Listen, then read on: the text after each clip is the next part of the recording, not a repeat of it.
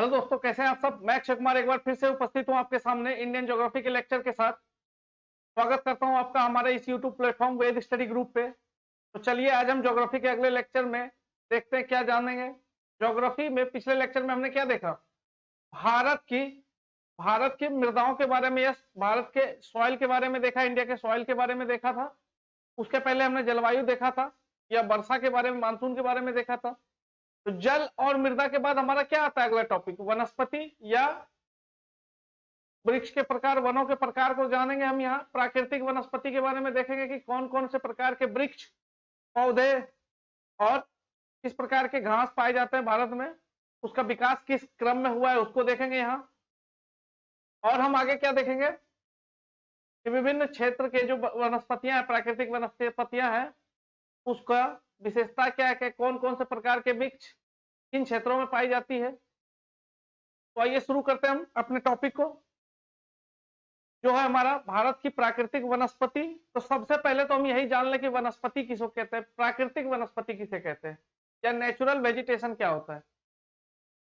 Natural vegetation की बात करें हम तो किसी क्षेत्र विशेष में, किसी ज्योग्राफिकल रीजन में वहां की मृदा और जलवायु की विशेषताओं के आधार पर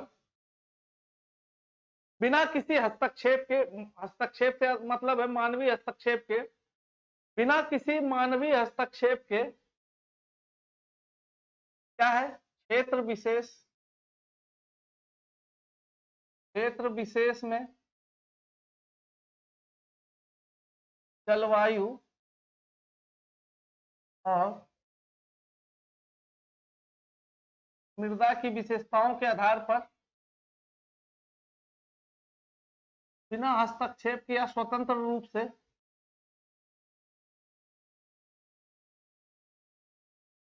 जो वृक्ष या पौधे या घास, वृक्ष, पौधे या घास का विकास होता है, का विकास हो रहा है, उसी को हम कहते हैं प्राकृतिक वनस्पति। अर्थात इसके प्राकृतिक वनस्पति कहते हैं, अर्थात इसके उगने में या इसके विकसित होने में मानव का कोई हस्तक्षेप नहीं हो, उसको हम नेचुरल वेजिटेशन कहते हैं। जैसे ही मृदा और जल मिल गया तो मृदा उपजाऊ होती है, उसमें यदि कोई बीज अपने आप हवा से या कोई अन्य कारकों से या किसी भी कारण से वहां पर वनस्पति का उत्पादन, वनस्पति का क्या होता है, विकास होता है, उत्पादन होना शुरू होता है, तो उसको हम कहते हैं प्राकृतिक वनस्पति। तो इसमें देखने वाली चीज क्या है, इसमें हस्तक्षेप नहीं होता, मानवीय हस्तक्षेप के बिना स्वतंत्र रूप से होता है इन चीजों का विकास, उसको हम वनस्पति, प्राकृतिक वनस्पति कहते हैं।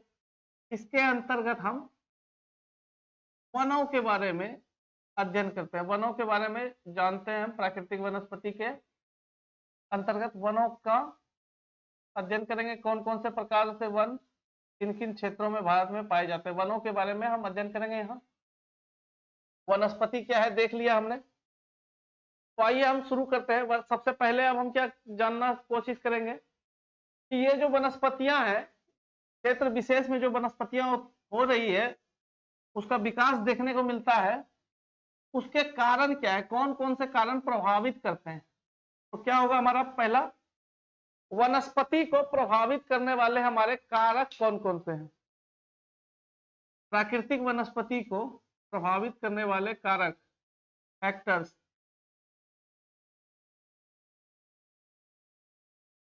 प्राकृतिक वनस्पति को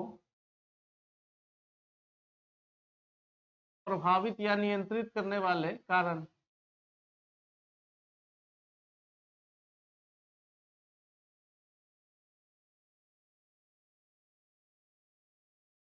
करने वाले कारण। अब आप अनुमान लगा सकते हैं कौन कौन से कारण होंगे। पहला क्या आएगा हमारा, तापमान। दूसरा होगा हमारा वर्षा। तीसरा होगा हमारा उच्चावच या ऊंचाई। और फिर है हमारा मृदा का प्रकार या अक्षांशीय विस्तार भी एक कारण है। अक्षांशीय विस्तार के कारण ही किसी क्षेत्र का तापमान निर्धारित होता है। तापमान के कारण ही उस क्षेत्र के जो है वर्षा की मात्रा निर्धारित होती है और ऊंचाई के कारण भी वर्षा की मात्रा निर्धारित होती है और मृदा के निर्माण को भी प्रभावित करने वाले कारक है। अर्थात मृदा निर्माण के जो कारक थे वह कारक वही सब कारक जो है यहाँ इन वनस्पतियों के उत्पादन को भी या वनस्पतियों के विकास को भी प्रभावित करती है। तापमान का हम बात करें तो तापमान अधिक होगा तो क्या होगा, लो प्रेशर या चक्रवाती दशा की उत्पत्ति होगी या वर्षा के लिए अनुकूल स्थिति होगी। यह जो है अपनी ओर ठंडी हवाओं को आकर्षित करती है और इन क्षेत्रों में वर्षा होती है। तो तापमान क्या करेगा, तापमान अधिक होगा तो उस क्षेत्र में वर्षा, तापमान यदि अधिक हो रहा है किसी क्षेत्र में तो यहाँ वर्षा की मात्रा क्या होगी, वर्षा की मात्रा भी अधिक होगी, वर्षा की मात्रा अधिक होगी। और उच्चावच किस प्रकार प्रभावित करता है किसी क्षेत्र के वनस्पति को,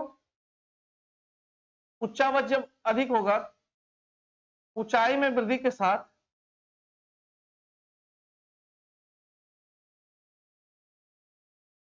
हाइट,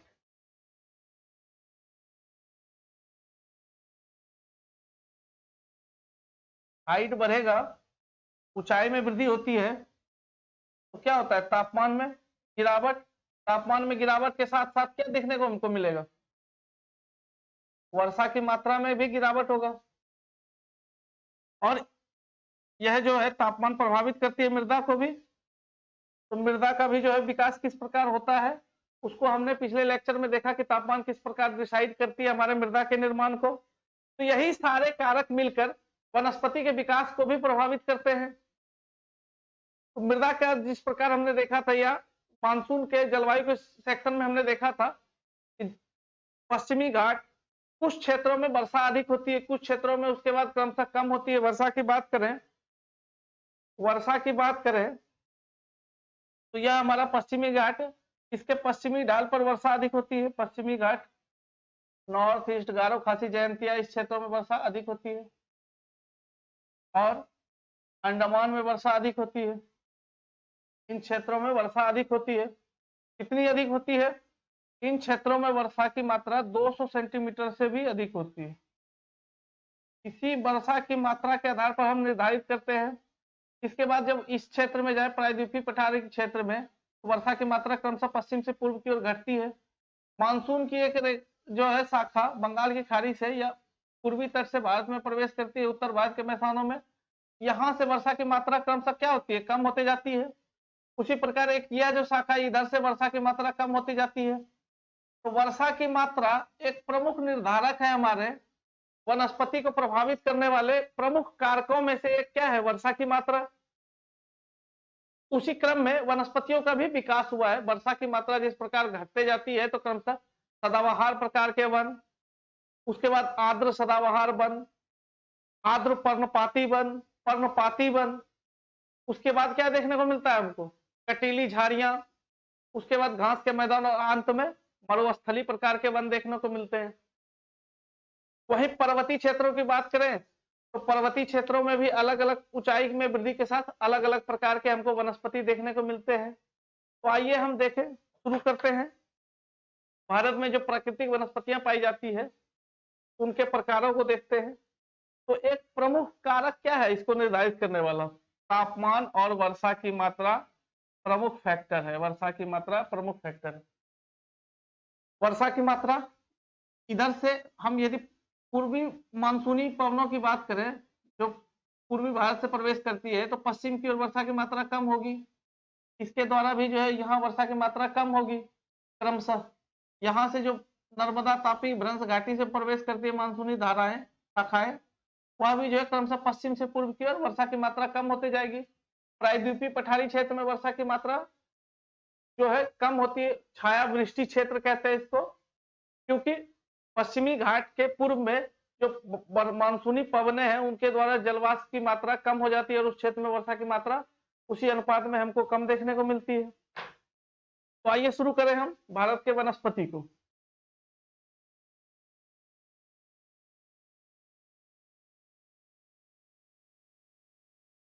भारत की वनस्पतियां देखते हैं हम।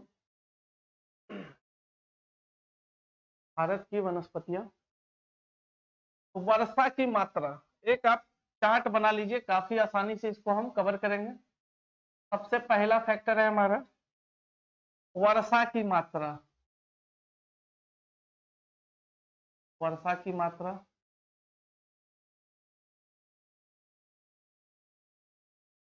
इसके बाद हमारा आता है वनों के प्रकार।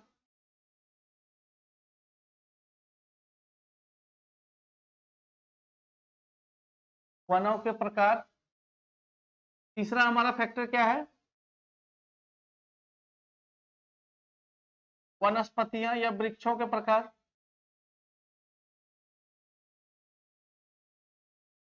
वनस्पतियां, और अंत में आता है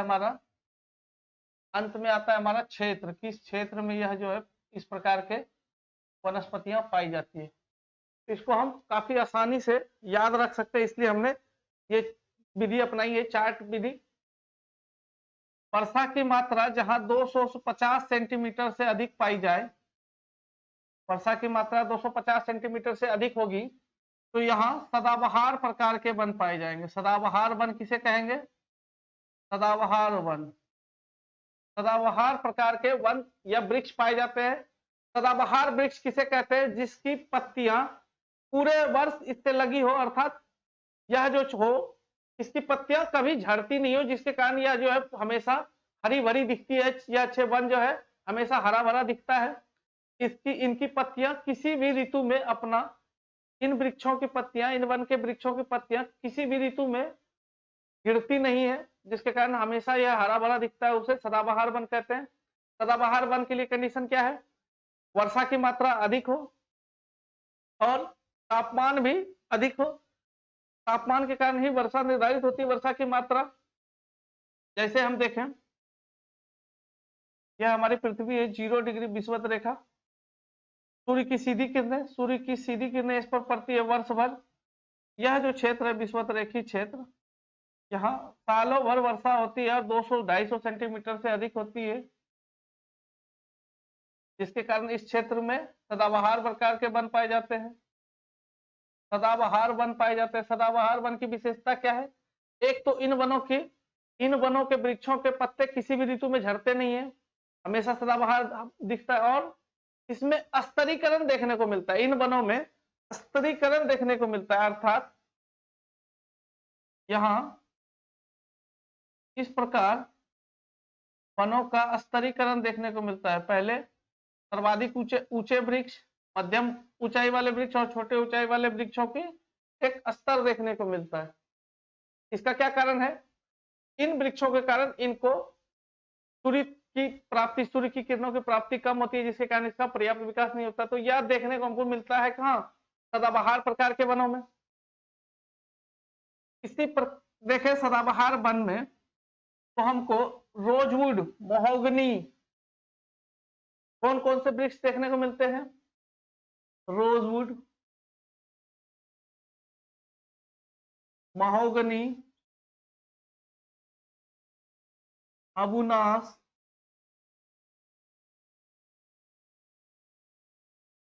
रोजवुड, महोगनी, अबुनास आदि प्रकार के वृक्ष देखने को मिलते हैं। ये वृक्ष हैं। क्षेत्र की बात करें तो आप खुद ही बता सकते हैं 250 सेंटीमीटर से अधिक वर्षा किन क्षेत्रों में होती है भारत में। पहला आपके दिमाग में आया होगा पश्चिमी घाट और उत्तर पूर्व या मेघालय का क्षेत्र, मेघालय का पठार विश्व का सबसे सर्वाधिक वर्षा वाला क्षेत्र। मासेंद्राम कहाँ पाया जाता है, उत्तर पूर्व में मेघालय में, शिलांग के पठार में। और तीसरा है अंडमान और निकोबार द्वीप समूह, अंडमान और निकोबार आइलैंड। तो यह जो है सदाबहार प्रकार के वनस्पति कहाँ पाए जाएंगे भारत में, इन क्षेत्रों में पाए जाएंगे। राज्यवार हम देखें तो पश्चिमी घाट का जो है के कर्नाटक और केरल का पश्चिमी घाट का पश्चिमी तट में इस प्रकार की वनस्पति पाई जाएगी। मेघालय में पाया जाएगा, और उसके बाद हमारा अंडमान निकोबार आइलैंड में देखा जाता है इस सदाबहार प्रकार की वनस्पति। अगला हम देखें, दूसरा हमारा है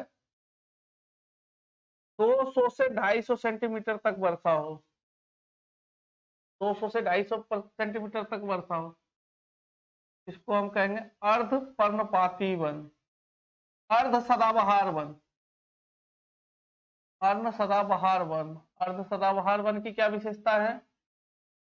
अर्ध सदाबहार वन के जो वृक्ष होते हैं, अर्ध सदाबहार क्षेत्र के वृक्ष एक विशेष ऋतु में, एक विशेष ऋतु में कुछ समय के लिए इनमें पतझड़ का मौसम आता है, परंतु सारी पत्तियां एक साथ नहीं झड़ती, जिसके कारण यह भी जो है हमेशा हरा भरा दिखता है। इसी कारण इसे हम सदाबहार वन कहते हैं। इनमें हम देखें किस प्रकार के वृक्ष पाए जाएंगे, तो साइडर, साइडर और कैली, साइडर, कैली और होलक, साइडर, कैली और होलक, ये वृक्ष की प्रजातियां यहां पाई जाती है। इनका हम क्षेत्र देखें, जहां 200 से 250 सेंटीमीटर वर्षा होती है, कहां होती है? यही जो क्षेत्र है, सेम इन्हीं क्षेत्रों में, इनके आंतरिक भागों में 200 से 250 सेंटीमीटर तक वर्षा देखने को हमको मिलती है। पश्चिमी घाट, उत्तर पूर्व का पठार और अंडमान निकोबार में। इसके आगे हम आइए तीसरे उस पर देखें, तीसरा 100 से 200 सेंटीमीटर के बीच यदि वर्षा हो तो यहाँ आर्द्र पर्णपाती प्रकार के वन पाए जाते हैं। आर्द्र पर्णपाती वन, आर्द्र पर्णपाती वन किसे कहेंगे? आर्द्र पर्णपाती वन ऐसे वनों को कहते हैं जिनकी पत्तियां एक विशेष ऋतु में, जिनकी पत्तियां एक विशेष ऋतु में क्या होती है? झड़ जाती है, अर्थात पतझड़ का मौसम होता है। बसंत ऋतु में आपने देखा होगा, बसंत ऋतु में वृक्षों के सारे पत्ते झड़ जाते हैं, विशेष रूप से उत्तर पूर्व, विशेष रूप से बिहार, पूर्वी उत्तर प्रदेश और प्रायद्वीपीय भारत के कुछ भागों में पतझड़ का मौसम आता है तो वृक्ष क्या करती है? अपनी सारी पत्तियां गिरा देती है, उसके बाद उसमें नई पत्तियां, नए कपोले फूटते हैं। इसका हम बात करें, वृक्षों के प्रकार की बात करें इसमें, तो साल, सागौन, सागवान जिसको कहते हैं, शीशम, महुआ, महुआ, ये जो है इस प्रकार के वृक्ष, इन प्रजातियों के वृक्ष पाए जाते हैं हमारे आर्द्र पर्णपाती वन में। इनका क्षेत्र देखें हम, क्षेत्र क्या है? बिहार, यूपी, प्रायद्वीपीय भारत, प्रायद्वीपीय भारत का कौन सा भाग जहां वर्षा अधिक होती है? प्रायद्वीपीय भारत का अधिक वर्षा वाला भाग, अधिक वर्षा वाला भाग, और वेस्ट बंगाल के भागों, कुछ भागों में भी इस प्रकार के वन पाए जाते हैं, हमें देखने को मिलते हैं। आर्द्र पर्णपाती के बाद हमारा आता है शुष्क पर्णपाती वन। क्या है हमारा? नेक्स्ट है हमारा शुष्क पर्णपाती वन। यहाँ वर्षा की मात्रा 60 से 100 सेंटीमीटर के बीच होती है, वर्षा की मात्रा 60 से 100 सेंटीमीटर के बीच, शुष्क पर्णपाती वन, शुष्क पर्णपाती वन। इन वनों में पतझड़ का जो मौसम है, पतझड़ की जो ऋतु है लंबी होती है, अपेक्षाकृत इनके अपेक्षा इनकी जो है लंबी होती है पतझड़ का मौसम। और वनों का, ये वृक्षों का प्रकार देखें तो यहाँ कटीली झाड़ियों वाले वृक्ष होते हैं या छोटे छोटी झाड़ियां होती है, कटीले झाड़ियां, बेल, बबूल, खेजरी, इस तरह के जो है पाए जाते हैं।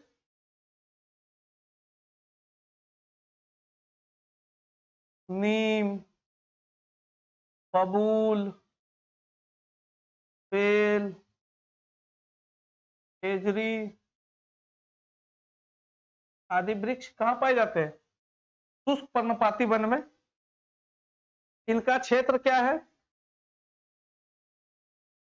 पश्चिमी उत्तर प्रदेश, पश्चिमी उत्तर प्रदेश, पश्चिमी यूपी, राजस्थान, पूर्वी राजस्थान, हरियाणा, गुजरात का कुछ भाग। इन क्षेत्रों में हमें क्या देखने को मिलता है? शुष्क पर्णपाती प्रकार के वन देखने को मिलते हैं। पंजाब का भी कुछ भाग है जो शुष्क पर्णपाती वनों के क्षेत्र में आता है।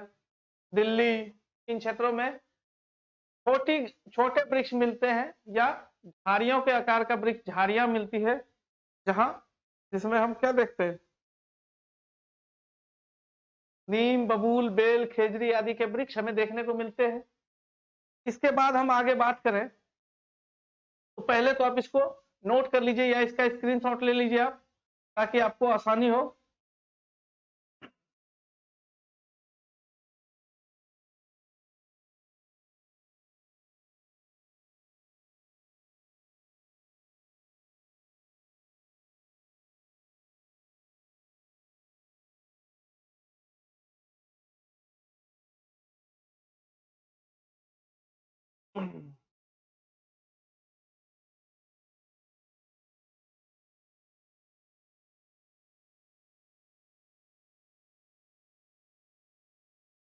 साठ से या 70 से 100 भी कहते हैं इसको, 70 से 100 भी कह सकते हैं आप। एक आता है हमारा 60 सेंटीमीटर से कम वर्षा, या 40 से 60 सेंटीमीटर वर्षा, 40 से 60 सेंटीमीटर का वर्षा। इसको हम कटीली झाड़ियां कहते हैं। कटीली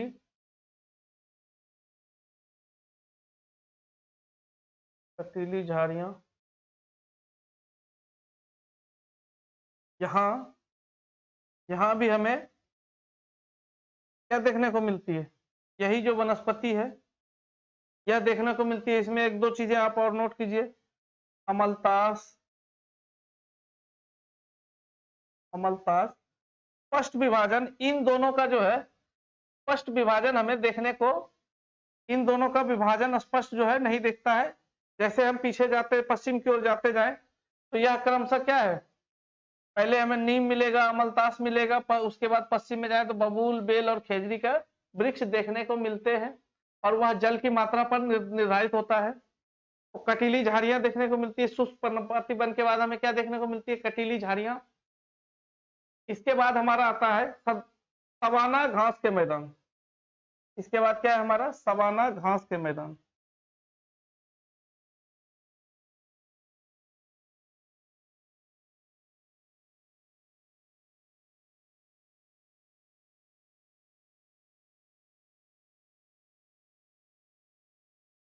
के बाद आता है हमारा सवाना घास का मैदान। सवाना प्रकार के, वर्षा की मात्रा 40 सेंटीमीटर से कम, 40 सेंटीमीटर से कम यदि वर्षा की मात्रा होती है से कम, यहाँ सवाना प्रकार की वनस्पतियां पाई जाती है। सवाना प्रकार की या लंबी घास।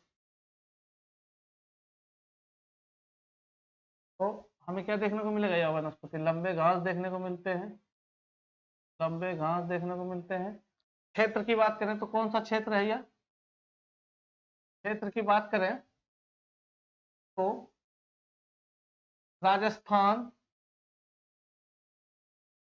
राजस्थान और गुजरात का जो है, और पश्चिमी पश्चिमी हरियाणा, वेस्टर्न हरियाणा का शुष्क जो क्षेत्र है, जहाँ नमी कम होती है, उन क्षेत्रों में लंबे घास देखने को मिलते हैं। हमें लंबे घास के मैदान देखने को मिलते हैं। सवाई माधोपुर, उदयपुर या जो क्षेत्र है वहां लंबे घास देखने को मिलते हैं। सवाई माधोपुर में ही रणथंभौर राष्ट्रीय उद्यान है या टाइगर रिजर्व भी है, जहां लंबे घास देखने को मिलते हैं। गिर के क्षेत्रों में भी लंबी घास देखने को मिलती है। क्यों देखने को मिलती है? क्योंकि वर्षा की मात्रा वहां 40 सेंटीमीटर से कम होती है, तो सवाना प्रकार की वनस्पति पाई जाती है। इसके बाद हम देखें, अंत में हमारा है वर्षा की मात्रा कितनी हो, 25 सेंटीमीटर से कम। 25 सेंटीमीटर से कम यदि वर्षा की मात्रा देखने को मिले हमें, तो यहाँ कांटेदार, यहाँ का मरुस्थलीय वन होंगे, मरुस्थलीय वनस्पति, मरुस्थलीय वनस्पति देखने को मिलेगी हमें। इसमें क्या मिलेगा हमें? कैक्टस,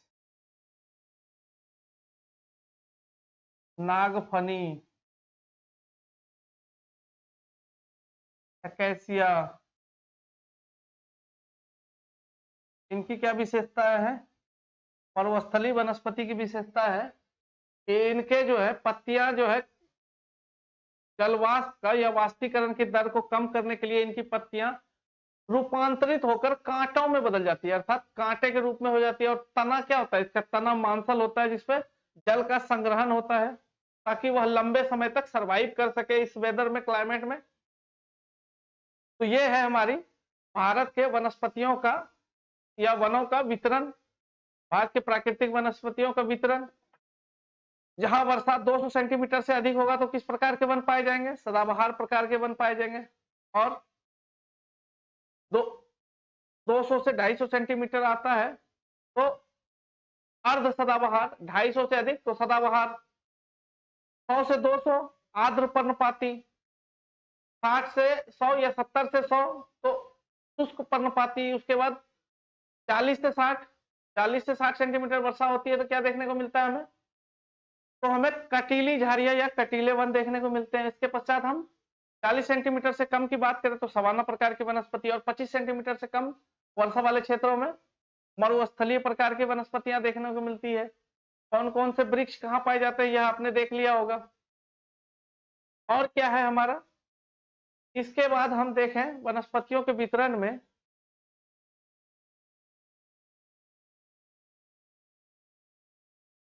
इसके बाद हम वनस्पतियों के वितरण में देखें तो हमें पर्वतीय वनस्पति, पर्वतीय क्षेत्र के वनस्पतियों को भी देखना होगा, समझना होगा, क्योंकि उच्चावत प्रभावित करती है तापमान को और वर्षा की मात्रा को। तो इस कारण जो है पर्वतीय क्षेत्रों के वनस्पति की संरचना अलग होती है, अलग प्रकार के वहां वृक्ष और पेड़ देखने को मिलते हैं। तो पर्वतीय वनों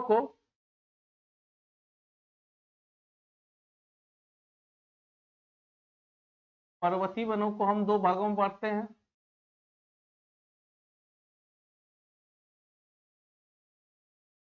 हिमालयी पर्वतीय वन, हिमालयी क्षेत्रों में जो वन पाए जाते हैं हिमालयी पर्वतीय वन, और दक्षिण भारत के पर्वतीय वन। दक्षिण भारत में नीलगिरी, अन्नामलाई, पालनी आदि पर्वत श्रेणियां हैं, तो उन क्षेत्र के वन दक्षिण भारत के पर्वतीय वन।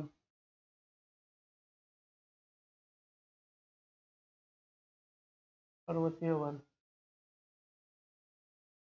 यहां हमको सबसे पहले जानना है उच्चावच किस प्रकार प्रभावित करती है वनस्पति को। उच्चावच किसको किसको प्रभावित करती है? जलवायु प्रभावित होती है उच्चावच से, और उच्चावच निर्धारित करता है मृदा का प्रकार क्या होगा, उसमें किस किस प्रकार के खनिज होंगे, वह भी उच्चावच निर्धारित करता है। वर्षा की मात्रा भी, ऊंचाई की वृद्धि के साथ वर्षा की मात्रा में भी कमी आती है। तो इन सब कारणों के कारण ही जो है हम वनस्पति में विविधता हमको देखने को मिलती है। पर्वत में ऊंचाई में वृद्धि के साथ पर्वतीय क्षेत्रों में उनके वनस्पतियों में हमें विविधता देखने को मिलती है। तो हिमालय पर्वतीय क्षेत्र की हम पहले बात करें, हिमालय पर्वतीय क्षेत्र की बात करें हम पहले, हिमालय पर्वतीय क्षेत्र,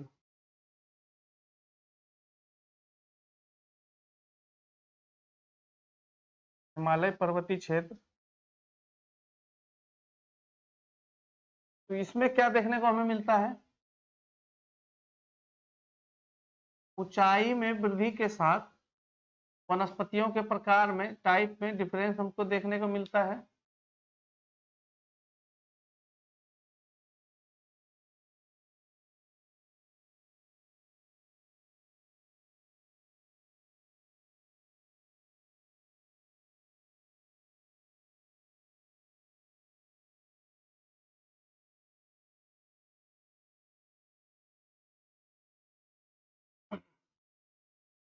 हम बात करें हिमालय के दक्षिणी ढाल की, इधर पीछे हमारा ट्रांस हिमालय है, तिब्बत, तिब्बत, यह हमारा इसका दक्षिणी ढाल है, यह उत्तरी ढाल है और दक्षिणी ढाल। दक्षिणी ढाल में अपेक्षाकृत हमें वनस्पति और जैव विविधता में, जैव विविधता क्या है, उत्तरी हिमालय के उत्तरी भाग की अपेक्षा अधिक देखने को मिलती है। इसमें हम वनों के प्रकार को देखें तो पहले हमें पर्वत का जो गिरिपदी क्षेत्र है, यहाँ वर्षा तापमान भी अधिक होती है और अपेक्षाकृत वर्षा की मात्रा भी अधिक प्राप्त होता है, जिस कारण हमें यहाँ उष्ण कटिबंधीय सदाबहार वन मिलते हैं, उष्ण कटिबंधीय सदाबहार वन देखने को मिलते हैं। उष्ण कटिबंधीय सदाबहार वनों की हम बात करें तो कौन कौन से वृक्ष है, रोजवुड, महोगनी, ये हमें देखने को मिलेंगे 1000 मीटर की ऊंचाई में हिमालयी क्षेत्रों में। 1000 से 2000 मीटर की ऊंचाई पर हमें उपोष्ण कटिबंधीय,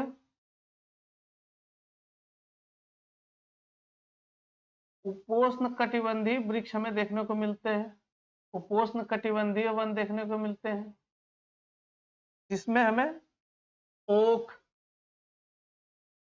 चेस्टनट, ये जो है इस प्रकार के वृक्ष हमें देखने को मिलते हैं, ओक, चेस्टनट। 2000 से 3000 किलोमीटर की ऊंचाई पर देखें तो हमें शीतोष्ण प्रकार के, कम शीतोष्ण प्रकार के जो है हमें क्या देखने को मिलते हैं, कम शीतोष्ण, कम शीतोष्ण वन देखने को मिलते हैं, कम शीतोष्ण, कम शीतोष्ण वन देखने को मिलते हैं। इसमें हम वृक्षों की बात करें, इसमें हम वृक्षों की बात करें तो ब्लू पाइन, सिप्रस, साइप्रस आदि वन देखने को वृक्ष पाए जाते हैं। इसको हम अल्पाइन वृक्ष भी कहते हैं, समशीतोष्ण वन को अल्पाइन वन भी कहते हैं। क्या कहते हैं हम, अल्पाइन, अल्पाइन वन भी, अर्थात 3000 से 2 से 3000 किलोमीटर की, 2 से 3000 मीटर की ऊंचाई पर हमको हिमालयी क्षेत्रों में अल्पाइन प्रकार के वन देखने को मिलते हैं। इनकी पत्तियां अपेक्षाकृत नुकीली होती है ताकि इस पे जो है जल का कम से कम ह्रास हो और जब बर्फ पड़ती है तो पत्तियां जो है उससे अपने आप को बचा सके, हार्श क्लाइमेट से अपने आप को बचाने के लिए इनकी पत्तियां क्या होती है, अल्पाइन वृक्ष की पत्तियां लंबी और नुकीली हो जाती है, पत्तियां इस प्रकार की पत्तियां हो जाती है, लंबी और नुकीली।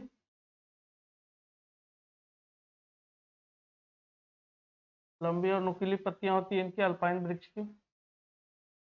या वृक्ष भी इस प्रकार के आकार का होता है, अल्पाइन वृक्ष इस प्रकार के आकार का होता है। और अधिक ऊंचाई पर हम देखें तो हमें घास देखने को मिलती है, 3 से 4000 की ऊंचाई पर हमें घास देखने को मिलते हैं। सिल्वर फर क्या देखने को मिलता है, सिल्वर फर,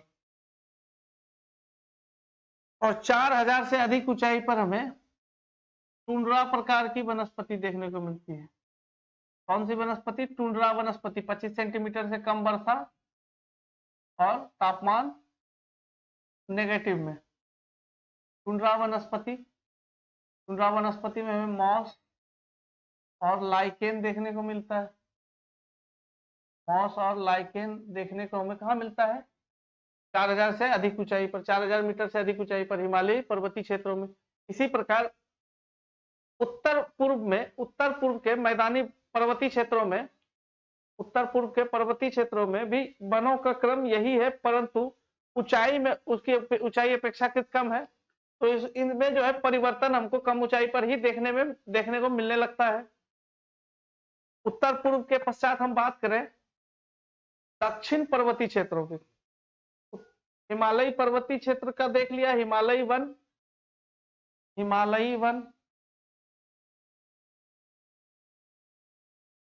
वनों का प्रकार।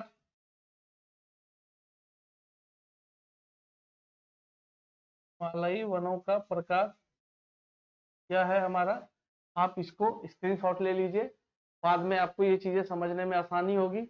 और ये जो वन है, इनमें किस किस प्रकार के वृक्ष पाए जाते हैं, जो एक्स्ट्रा फैक्ट मिले आप उसको वहां पर नोट कर सकते हैं, ताकि याद रहे आपको। ओक, चेस्टनट, कौन कौन से और हैं, सिल्वर, फर, उसके अलावा भी और हो, उसको आप नोट कर लीजिएगा।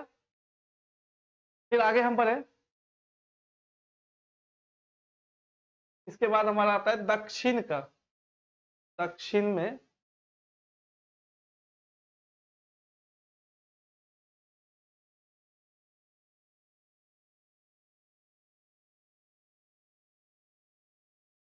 दक्षिण भारत के पर्वतीय वन। साउथ इंडिया का जो स्पॉन्टेनियस फॉरेस्ट है उसके बारे में जानेंगे। दक्षिण भारत के पर्वतीय वन।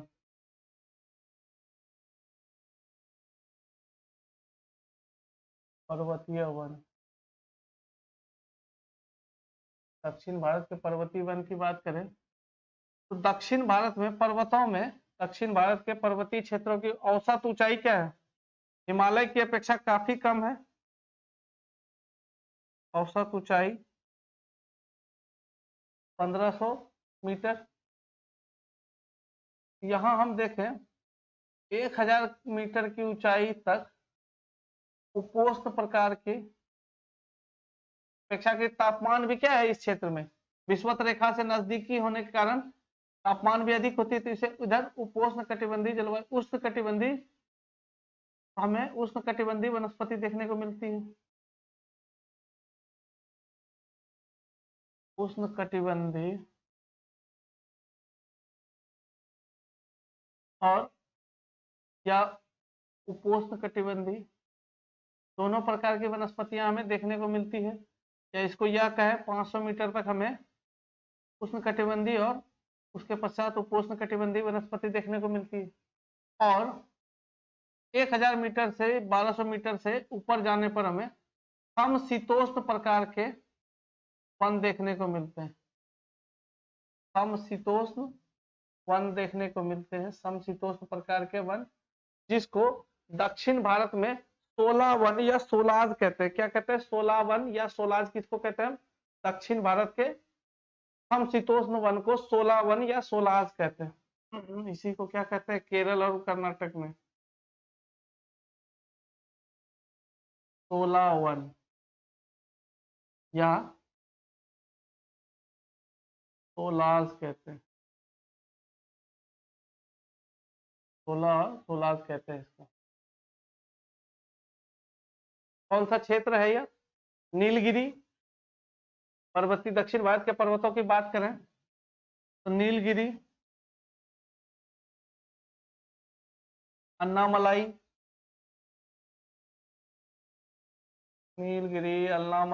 पालनी, कार्डामम,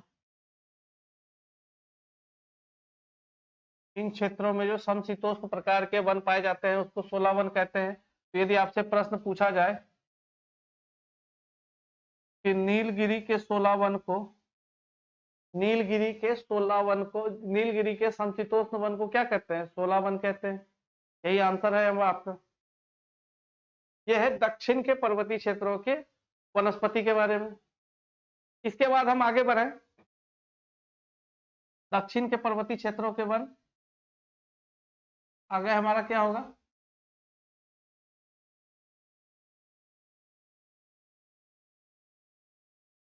अगला आता है एक महत्वपूर्ण टॉपिक है मैंग्रोव।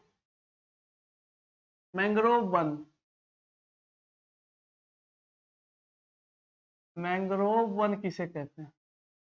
मैंग्रोव जो है यह छोटे आकार का वृक्ष होता है, छोटे आकार का वृक्ष होता है जिसकी जड़ें क्या है? जड़ें सघन होती है, अर्थात काफी लंबी लंबी और सघन जड़ें होती हैं जो पानी में इसका विकास संभव होता है, पानी को या मृदा को पकड़े रहती है। मैंग्रोव का विकास जलीय क्षेत्रों में, जल से भरे हुए मृदा के जो क्षेत्र है जलीय क्षेत्रों में होते हैं। विशेष रूप से हमें क्षारीय जल होता है, जो समुद्र का जल है, समुद्र का क्षारीय जल, समुद्र का क्षारीय जल, क्षारीय जल में किसका विकास होता है? मैंग्रोव का। यह जो जलीय क्षेत्र होते हैं, कौन से क्षेत्र होते हैं? डेल्टाई क्षेत्र, डेल्टाई क्षेत्र, ज्वारानदमुख, डेल्टाज और एस्चुरीज का जो निर्माण करती है, अर्थात नदियां जहां समुद्र से मिलती है उन मुहानों पर जो जल भराव का क्षेत्र होता है उनमें मैंग्रोव का विकास होता है। इन यह छोटे आकार के वृक्ष होते हैं, छोटे छोटे आकार के वृक्ष होते हैं, परंतु इनकी जड़ें काफी फैली होती है और सघन होती है, जिससे यह क्या करती है? यह जो है तटों को एक प्राकृतिक सुरक्षा प्रदान करती है। इनकी जड़ें जो है मृदा को पकड़ कर रखती है ताकि तूफान और ज्वार भाटा से तटों की सुरक्षा हो सके, तटों की सुरक्षा हो सके। भारत का सबसे बड़ा डेल्टा है सुंदरवन डेल्टा, जो पश्चिम राज्य में अवस्थित है, पश्चिम बंगाल राज्य में अवस्थित है। गंगा ब्रह्मपुत्रा के मुहाने पर बनता है सुंदरवन डेल्टा।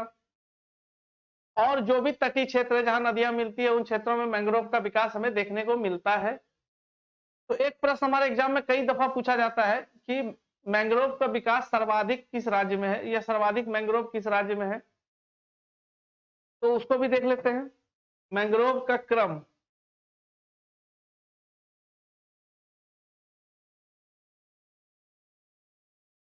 मैंग्रोव का क्रम, सबसे ज्यादा मैंग्रोव हमें वेस्ट बंगाल में मिलता है। एक नंबर पे वेस्ट बंगाल, सेकेंड पे हमारा है गुजरात, वेस्ट बंगाल गुजरात, फिर हमारा है अंडमान निकोबार, फिर आता है हमारा आंध्रा का तट, आंध्रा तट। इन जो क्षेत्रों में है सर्वाधिक मैंग्रोव वन कहाँ पाए जाते हैं? वेस्ट बंगाल, पश्चिम बंगाल में सर्वाधिक मैंग्रोव वन पाए जाते हैं। तो मैंग्रोव को भी देख लिया आपने। मैंग्रोव का विकास कहाँ होता है? डेल्टाई और एस्चुरी वाले क्षेत्र में, जहां नदियां अपने समुद्र से मिलती है मुहाने पर। इसके बाद वन के बारे में एक रिपोर्ट प्रति 2 वर्ष में एक भारत सरकार द्वारा रिपोर्ट जारी किया जाता है। भारत में वनों की स्थिति को लेकर भारत सरकार प्रति 2 वर्ष में, हर 2 वर्ष में एक रिपोर्ट जारी करती है। उसका नाम क्या है? उसका नाम है भारत वन स्थिति रिपोर्ट, भारत वन स्थिति रिपोर्ट, जो अंतिम बार 2019 में जारी किया गया था। भारत वन स्थिति रिपोर्ट 2019 अंतिम बार 2019 में जारी किया गया था। इसके अनुसार यह रिपोर्ट प्रति 2 वर्ष में जारी किया जाता है, अर्थात 2 वर्ष में एक बार।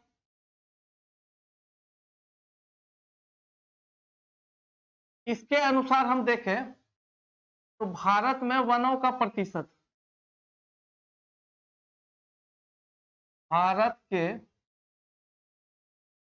कुल क्षेत्रफल में वनों का प्रतिशत, अर्थात भारत के कितने क्षेत्रफल पर वन पाए जाते हैं, भारत के कितने क्षेत्रफल पर वन पाए जाते हैं, 21.67% भाग पर वन पाए जाते हैं। और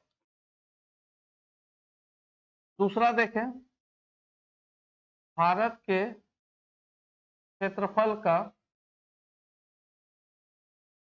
कितना प्रतिशत जो है, भारत के क्षेत्रफल का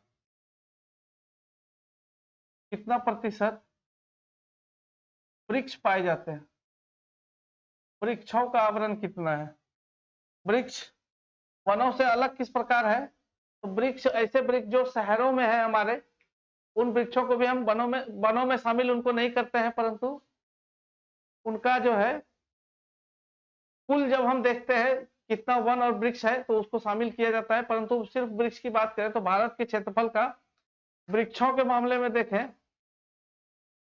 तो वृक्ष जो है हमारा 2.89% है, 2.89% वृक्ष पाए जाते हैं। इन दोनों को टोटल देखें, वन और वृक्षावरण 9, 8, 16, 14, 1, 15, 5,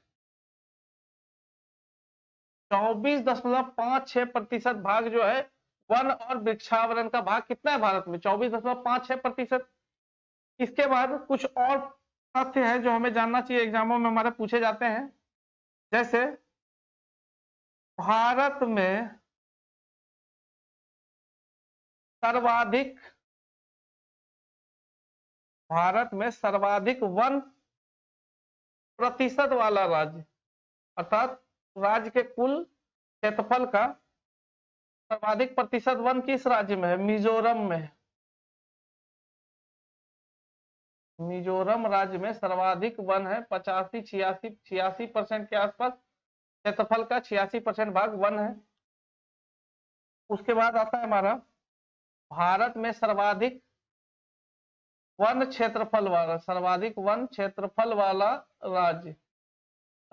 वन क्षेत्रफल वाला राज्य है हमारा मध्य प्रदेश। क्या है हमारा, मध्य प्रदेश, एमपी, मध्य प्रदेश या एमपी। ये था हमारा कुछ फैक्ट।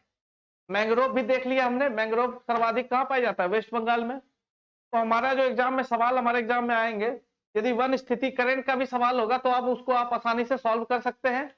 और वन के प्रकारों के बारे में जब बात हो रही थी तो आप उन प्रश्नों को भी सॉल्व कर सकते हैं कि वन की किस प्रकार कौन कौन से वृक्ष कहाँ पाए जाते हैं। यदि आपसे पूछ लिया जाए कि रोडवुड, चेस्टनट इत्यादि, रोजवुड और चेस्टनट इत्यादि प्रकार के वृक्ष कहाँ पाए जाते हैं और 4 ऑप्शन दिया गया हो, अंडमान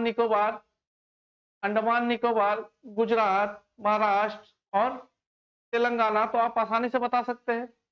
वर्षा की मात्रा के आधार पर वनों का वर्गीकरण भी देख लिया हमने, और कौन कौन वृक्ष होते हैं वह भी सब देख लिया। तो वन से जो जुड़े हुए प्रश्न बनते हैं आप अब उसे आसानी से हल करने में सक्षम होंगे। तो आज का लेक्चर हमारा यहीं तक था, भारत की प्राकृतिक वनस्पति। अगले लेक्चर में हम देखेंगे कृषि के संबंध में कुछ जानकारियां, कृषि और फसलों के बारे में जानकारी लेंगे। तब तक आप अपनी तैयारी को इसी प्रकार आगे बढ़ाते रहिए। मिलते हैं हम अगले लेक्चर में, तब तक के लिए थैंक यू और ऑल द बेस्ट।